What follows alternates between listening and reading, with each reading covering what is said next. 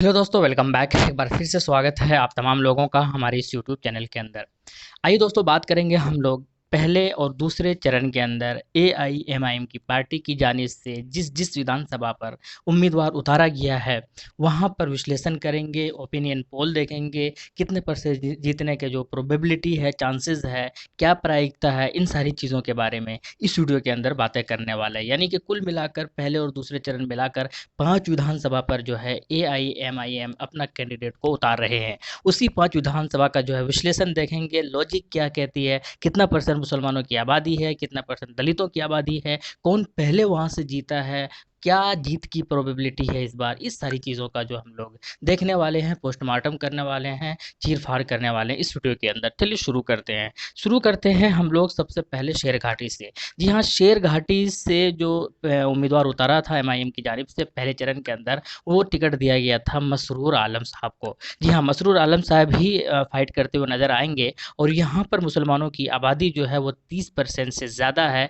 जबकि दलितों की आबादी 15% से ज़्यादा है। यानी कि अगर दोनों को ऐड कर दिया जाए, ये सारे आंकड़े 2011 के सेंसस के हिसाब से है, अगर इन दोनों को ऐड कर दिया जाए तो ये 45% से भी ज़्यादा हो जाते हैं, जो कि अच्छी खासी मानी जा रही है कि ये जो है ये दोनों अगर ये एक साथ मिलकर सेलेक्ट करना करेंगे लोगों को, तो शायद इसमें जो है जीत बहुत ज़्यादा बन जाता है कि एमएम की यहाँ पर जीत हो। लेकिन कुल मिलाकर पिछली बार जो है जदयू की जीत हुई थी और विनोद प्रसाद जो कि 44,579 वोट लाए थे, उनकी जीत हुई थी जदयू पे। और भूलना नहीं होगा, जदयू और आरजेडी पिछली बार एक साथ चुनाव लड़े थे।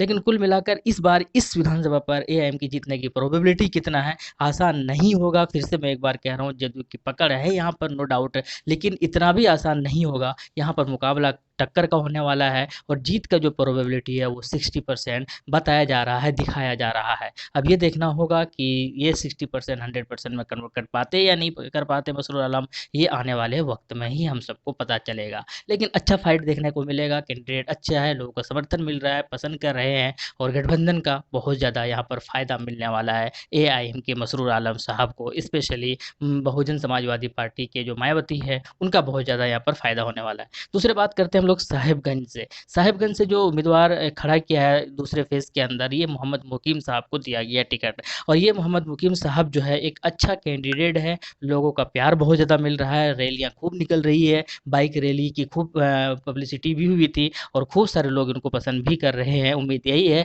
झोली भर-भर के जो है ये वोटों का जो भार है ये उठाएँगे अपने कंधों पर। 27% मुसलमानों की आबादी है और अच्छी खासी आबादी है, और मुसलमान और दलित दोनों को मिला दिया जाए तो यहाँ पर जो है ये 40% से भी ज़्यादा है और एक अच्छा पकड़ बताया जा रहा है। उम्मीद यही है, लेकिन हालाँकि इतना आसान होगा नहीं इसके लिए, क्योंकि यहाँ पर आरजेडी की पिछली बार जीत हुई थी। राम विचार राय जो 70,563 वोट लाए थे और ये यहाँ पर फर्स्ट टॉप किया था, यानी कि पहले रैंक लाए थे। जीत इन्हीं की थी और सिटिंग एमएलए यही है। तो कुल मिलाकर विनिंग परसेंटेज की अगर बात की जाए मोहम्मद मुकीम के लिए, तो वो जो है 50-50 है, बल्कि 50 से भी थोड़ा-सा बिलो है, अप डाउन है, लेकिन ये भी होगा। अभी टाइम है, मेहनत जारी है। देखते हैं ये 50% कितना ज़्यादा ये 100% में मेहनत करने की कोशिश करेंगे। इसके बाद बात करते हैं हम लोग फुलवारीशरीफ, एक ऐसा विधानसभा जहाँ पर एमआईएम की खूब पकड़ हुई है, खूब बोलबाला हुआ है, पब्लिसिटी खूब हुई है। सीमांचल के बाहर की अगर बात की जाए, सबसे पहले यहाँ पर ऑफिस का आगाज़ हुआ था, सबसे ज़्यादा मेहनत यहीं पर हुआ था, सबसे ज़्यादा सदस्यता अभियान यहीं पर चलाया गया था,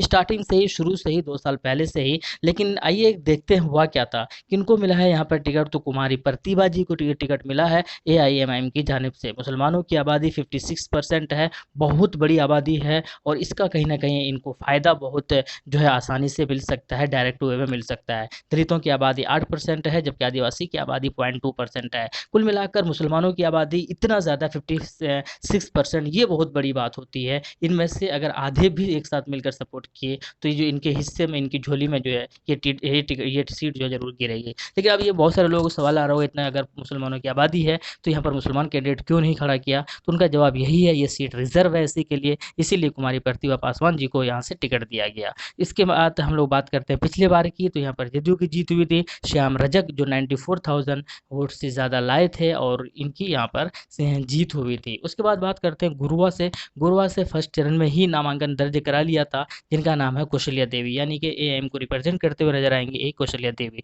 मुसलमानों की आबादी की बात की जाए तो 13% है, 13%। दलित की आबादी की बात की जाए तो बहुत ज़्यादा है, 34.3%। और पिछली बार की अगर बात की जाए तो बीजेपी के राजीव नंदन यहाँ पर खड़े हुए थे और इस बार भी राजीव नंदन ही को टिकट मिला है। और ये उम्मीद यही है कि इस बार का जो दलितों का जो वोट है 34%, ये और मुसलमानों का जो वोट है 30%, 13%, ये दोनों मिलकर जो है राजीव नंदन के शायद नाक में जो दम कर दे, ये भी कहना कोई गलत नहीं होगा, क्योंकि कौशल्या देवी एक अच्छी और होनहार लेडी मानी जा रही है। इसके बाद बात करते हैं हम लोग साहेबपुर कमाल से। साहेबपुर कमाल की अगर बात की जाए तो गोरे लाल यादव जी को टिकट मिला है एमआईएम की जानिब से, और आरजेडी के श्री नारायण यादव ने पिछली बार यहाँ पर जीत हासिल की थी 78,000 से ज़्यादा वोट लाकर। 12% की मुसलमानों की आबादी है यहाँ पर, 94% आबादी यहाँ पर दलितों की है। अब ये देखना होगा कि ये मुसलमान और दलित का कम्बिनेशन और साथ में कुशवाहा का ये समाज का ये कम्बिनेशन कितना ज़्यादा इफेक्टिव साबित होते हैं बिहार के अंदर,